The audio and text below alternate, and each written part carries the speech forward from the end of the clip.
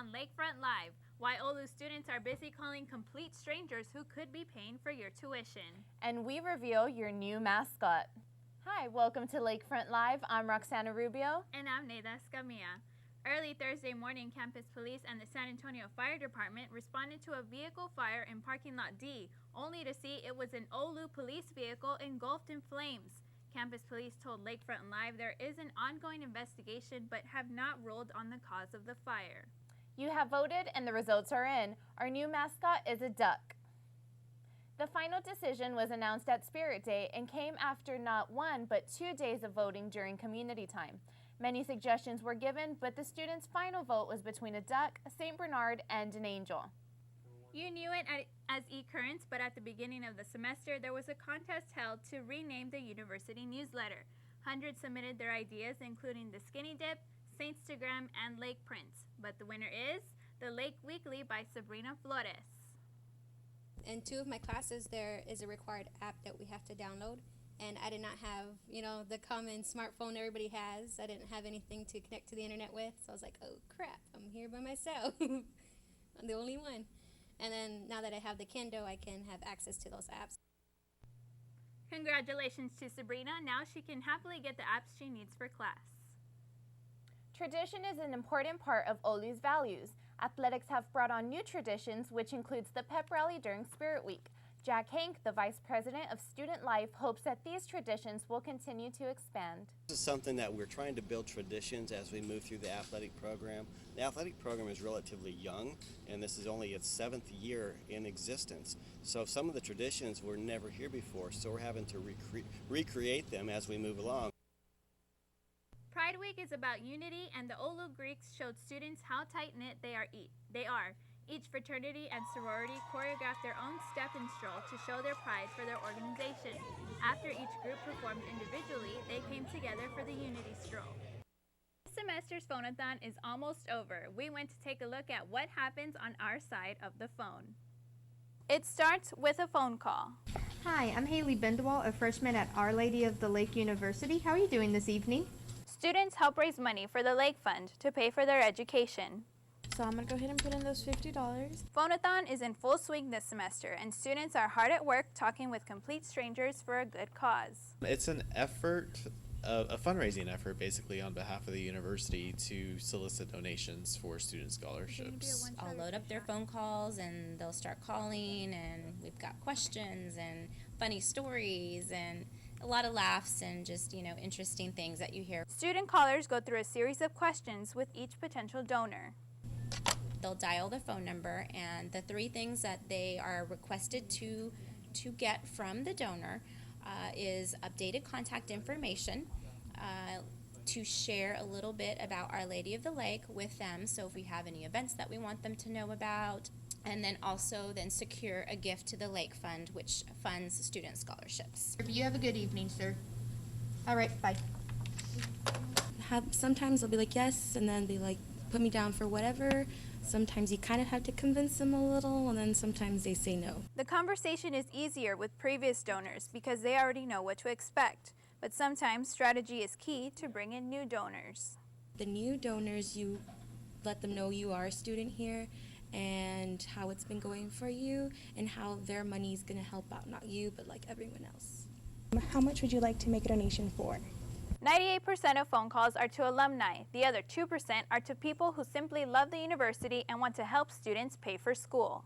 Whenever you see on your financial aid package that you're receiving a scholarship from Our Lady of the Lake or anything, when they name a scholarship, it's because of donors that those are made possible. Phone-a-thon is running through October 3rd. With only days left before it ends, their goal is to reach $75,000.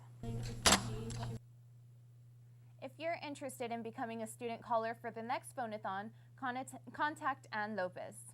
We had the honor of meeting with interim president Sister Jane Ann Slater about her open communication with students.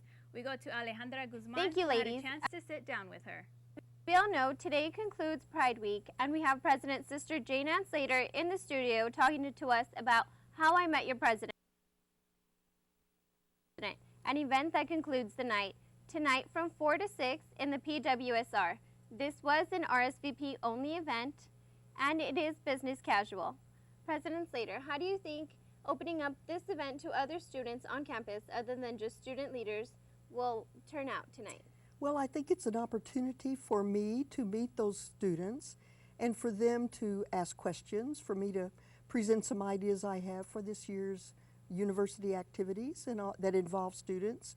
And also, it's an opportunity for me to help build that community that I think is so essential. We have community, but we can always get better. That's right, sister. So how do you feel about how many students are actually attending this event tonight? You know, I'm not sure the exact number, but I think there may be somewhere between 50 and 70, but that's a guess. All right, sister. And do you have a speech prepared? What are you going to be talking about tonight? Well, I think I need to talk about the university, some ideas that I have, how we can work together to make our academic programs better, to make activities on the campus that students participate in better. I don't have my speech ready yet, but I will. I plan to do that. All right, sister. And any other special guest besides yourself? Well, I think Vice President Bisking will probably be there. I'm not sure whether the deans are coming or not. You know, one thing I love about this activity is that it's student planned and generated, and so I'm sort of there as a guest, and I will take my cues from the student government. Oh, so you weren't actually the one who prepared. They prepared this special occasion just for you. Exactly. How do you feel about interacting with the students, and how do you think that sense of community will increase as the year goes on? I think the more all of us own the university and its activities, and we know we're working together, that we're not at cross purposes, that we're part of the same plan to achieve student success. That's what we're all about, the success of students, and I want to be very much a part of that. Okay, sister. So thank you for being here in the studio with us and allowing us to see a little bit more about what this event really entitles and how you're going to be there as a guest. So tune in tonight from 4 to 6 in the PWSR to see more about President Slater's speech and how she plans to interact with our community and involve students. Thank you, Roxana and Neida. Thank you, Alejandra. When we come back, Shannon tells us what movies you should be buying tickets for this weekend. Spirit Day and Olu tradition continued this week. Roxana took a break from the studio and went to go check it out. It was all food, fun, and games at Olu Spirit Day 2013. It has been a tradition for more than 20 years, and this year was no different. Fruits of the Spirit was the theme, and the University Programming Council sponsored the event.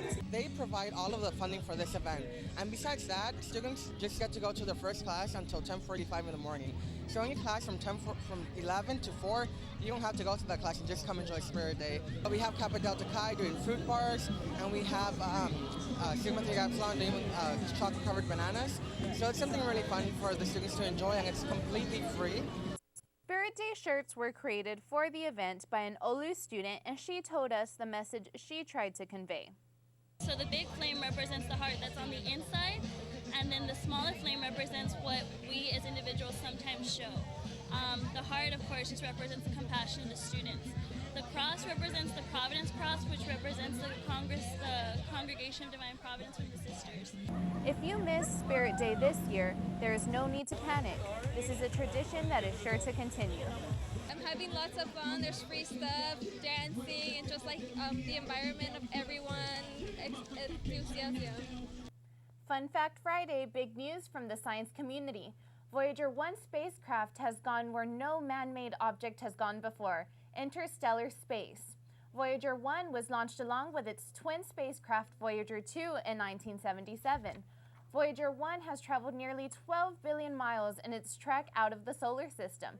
But no need to worry, Voyager won't be out there alone for long. It's moving out 1 million miles a day and will reach the constellation Camelopardalis in 40,000 years.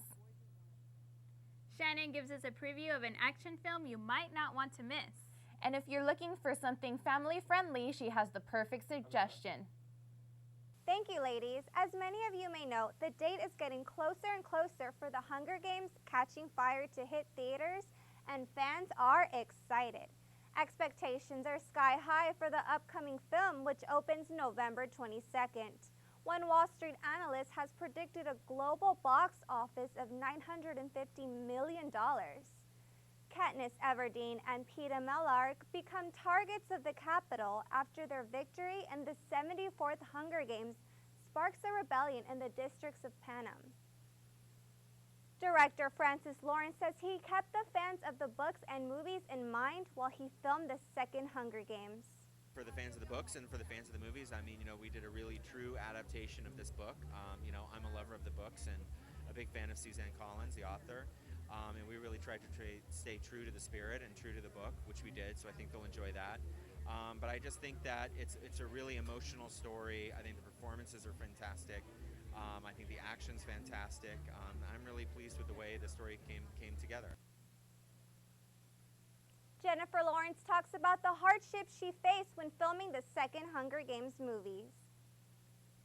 Have these movies if we didn't have the fans that we do, and these are the people who we're thinking about when we're on set, and we think about what they want. The hardcore people who love these movies are the people who we really think about and focus on. And so to actually get to be in the same room with that support, it's nerve-wracking because they are we need them, but also really exciting.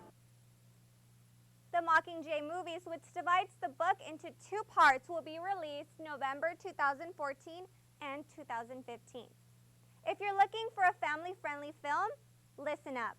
The gang from Cloudy with a Chance of Meatballs is back with a sequel.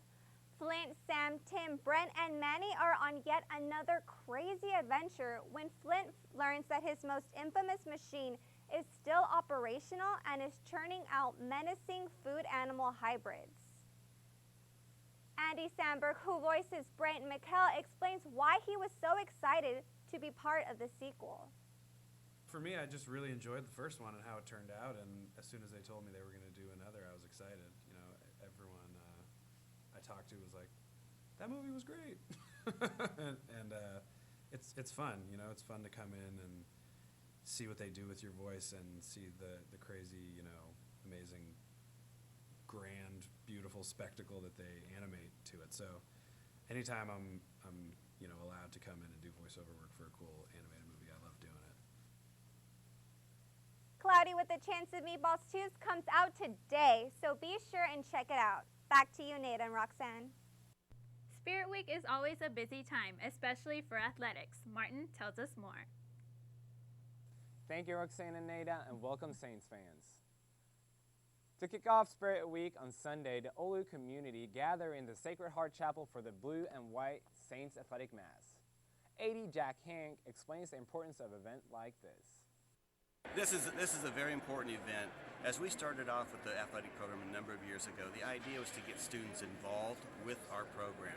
And to that extent, having a mixture of both student athletes as well as our regular students come to a mass and be together shows a bit of camaraderie that we really want to work with. Last year marked one of the most successful years in the Saints' history. Hank hopes that this year's will be even better. Standard has been set for all the sports to perform at a high level, very high level, and I think that's what we really strive for, to be not only locally but regionally and nationally known program. Among the students, their sports teams, and all. On Tuesday during the community hour, students and student athletes gather in the mall area for this fall's pep rally. In attendance, President and Sister Jane Ann Slater, who's surprisingly quite a sports junkie. So count on my support. I'll be out there every time I can be there, and thank you for being athletes at Our Lady of the Lake University. All 11 Saints sports programs were represented, and softball player Kimberly Bricenio was excited to see all the sports teams at one place. I think it was really cool to see all the teams come together for an event. The Saints after a year hiatus. Thanks so much for all your love, folks. Campus this year is the voice of the Saints, Jay Tope. Tope has been with the Saints 4 of the last 5 years. In that time, he has experienced some great memories. When we beat number one ranked LSU Shreveport on a last-second three-pointer, my ears are still ringing from Michael Thompson screaming upstairs in the play-by-play after Lawerence Smith hit that three-pointer. 15 seconds left. Back over to Martinez. Ricardo, three-pointer. Got it! Got it up in 91! Quickly down! LSU three-point, 10 seconds left. Looks down the point. There's the ball. Damn it! Over to Bowens. 4 seconds left. Low run. 3 at the buzzer. Got it! They got it! Saints win! Saints win! Saints win! Saints win! 94! 91! They upset LSU three-point. That was an amazing time, and I think more than anything, that's when people here on campus said, hey, we have arrived. We fear nobody. And now we compete head-to-head with some of the bigger classifications locally in Cartward, St. Mary's, and not only are we not afraid of them, but we beat them on a regular basis. So it's a very exciting time to be a Saint. Women's soccer Victoria Vasquez spent most of her junior year injured, only playing a handful of games for the Saints. She's now fully recovered, being an impact player as the Lady Saints are 5-1-1 for the season. And Vasquez's hard work has definitely paid off, receiving the Red River Athletic Conference Offensive Player of the Week twice and the Defensive Player of the Week award last week. The Saints men's and women's soccer team play against Sagu today, Friday, and will travel to Oklahoma City University on Saturday. And don't forget to tune in next week as we get to follow the Saints soccer teams on the road. And that's your look at sports. Back to you, ladies. Thank you, Martin. Be sure to follow us on Twitter and on Instagram. And if you have a story for us to chase, make sure to tweet it out with the hashtag #StudentInvestigators. Have a great weekend, and we'll see you next week. Bye. Where's the ending?